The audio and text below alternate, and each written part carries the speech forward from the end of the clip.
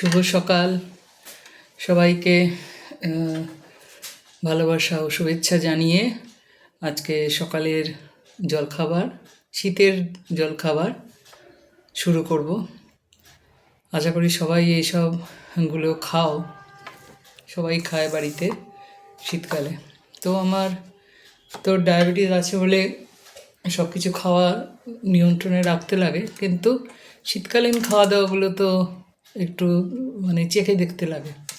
তো মেন হচ্ছে তোমার, আমি এখানে পাউরুটি নিয়েছি, এই যে পাউরুটি নিয়েছি, আবার চাও নিয়েছি।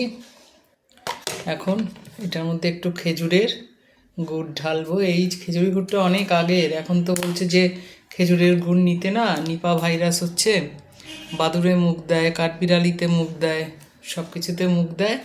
তো এটা অনেক আগে কেনা ছিল, যদি কিছু হওয়ার থেকে হয়ে যাবে, এটা নিয়ে আর চিন্তা করি না। আর শীতকালীন মেন হচ্ছে সরস্বতী পুজোর সময় এই যে কুল নিলাম, ফলের মধ্যে কলা নিলাম, এই যে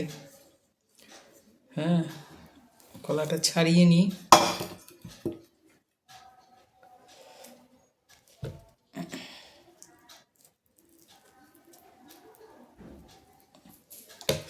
আর একটা কুল নিয়ে এগুলোকে টোপা কুল বলে, পাকা পাকা। এটা দিয়ে তো ভালো চাটনি বানানো যায়। আর একটুখানি মিহিদানা নিয়েছি মিষ্টির মধ্যে, পুরোটা তো খাবো না।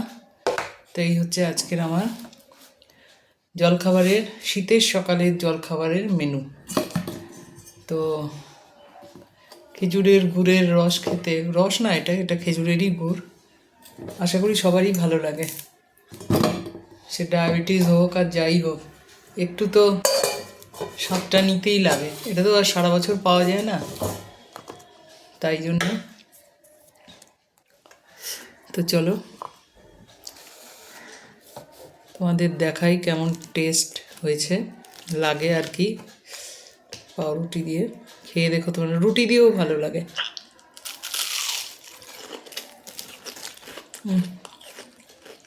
ফাটাফাটি, ভীষণ সুন্দর।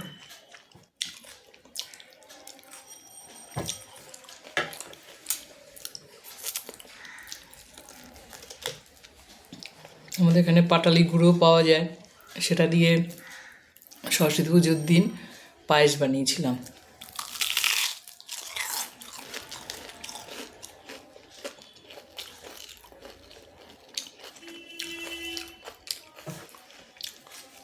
তো এখন 10টা বাজে,